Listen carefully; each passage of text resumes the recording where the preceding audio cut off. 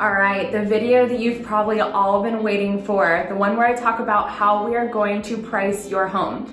A lot of people, whenever we come by their house, they kind of have an idea of what they want to list their home at, and they get that number from the price per square foot that they've seen their neighbors' homes sell in the area. And so that really gives them an idea. Maybe they take that number, they multiply it times how many square feet they have, and then all of a sudden they have this number. And we don't always discount that, but there's three things that we are definitely going to use to price your home. The first one, obviously, is the comparables. That is the data, that is the numbers, that is what buyers are going to look at. So we are going to see how your home measures up to homes in your neighborhood or in your area that have recently sold. We are going to look at what upgrades they have and compare them to the upgrades that you have. We're gonna look at their square footage versus your square footage, and together we're gonna come up with a price. The second thing that we're going to look at, but not make our entire decision off of, is what is currently on the market. And the third thing is that we are going to look at what your home would likely appraise for.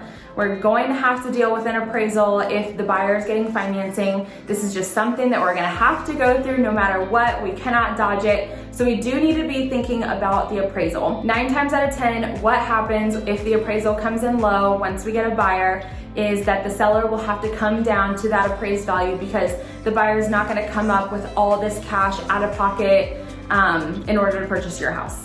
Yes, there are moments when we meet in the middle, there's moments when we negotiate, but again, 9 times out of 10, the buyer is going to pay the appraised value for your house. A few things that we do not take into consideration that a lot of sellers want to take into consideration is any sort of an online number generator like Zestimate. I know that Redfin has some sort of an estimate. Realtor.com has some sort of an estimate of your home, but that is just computer generated. They can be off and they can make you want to leave a lot of money on the table if you were to go at that price. So we do not want to leave any money on the table for you. So we are going to use the comps, we're gonna look at the active listings, and we are going to consider what your home would actually appraise for in order to get that top dollar number. Ideally, what we wanna do is we want to list your price at this sweet spot number. We wanna get a lot of showings, we wanna get a couple offers, and we ultimately wanna end up with a contract that is a great price that you're proud of with amazing terms